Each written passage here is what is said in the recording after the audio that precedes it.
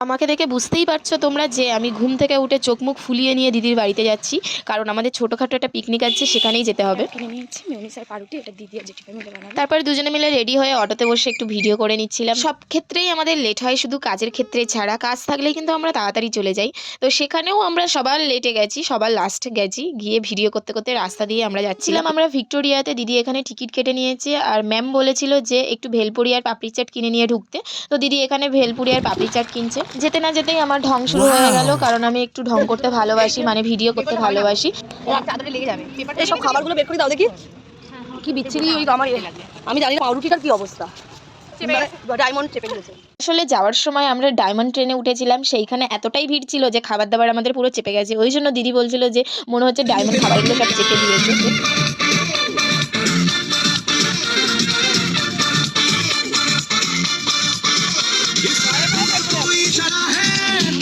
পাপড়িটা ভেলপুরি ভালো লাগে না, ভালো লাগে না ওই জন্য।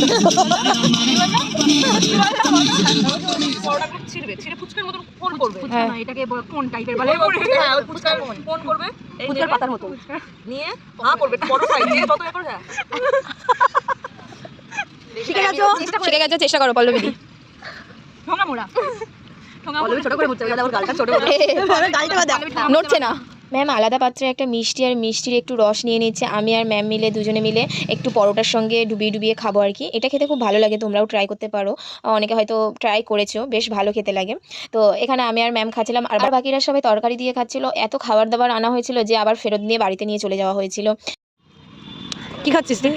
না না ওষুধের নামটা বলে দাও, তারই হবে। না না না এমনি পিঙ্ক কালারের ওষুধ। দেখিস দূরে কিন্তু বাথরুম, যেতে যেতে ছড়াস না, আর ওই ঘাটটা ওর উপরে ওকে ঢুকিয়ে দে। ছড়ানোর মতো হচ্ছে না। শুয়ে বসে দাঁড়িয়ে যেভাবে পাচ্ছিলাম সেভাবে ফটো তুলছিলাম। আর এখানে ম্যাম আমাদের একটা নাচ তোলাচ্ছিল, আমাদের রিলস করতে হবে ওই জন্য।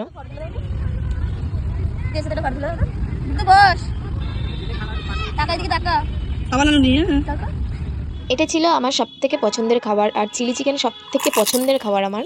আর এত কিছু খাওয়ার পরে এগুলো আর খেতেই পাচ্ছিলাম না। তো চিলি চিকেন পেয়েছি তো ছাড়বো না, তো যা হোক করে খেয়ে দিয়ে নিয়ে এবার আমরা বাড়ির দিকে বেরোলাম। ভিডিওটা অনেকদিন আগেই করেছিলাম, ল্যাদ খেয়ে খেয়ে পড়ে থেকে থেকে, তারপরে মনে হলো এডিট করে নিই। তো ভিডিওটা কেমন লাগলো সবাই জানিও, আর ভালো লাগলে অবশ্যই চ্যানেলটাকে সাবস্ক্রাইব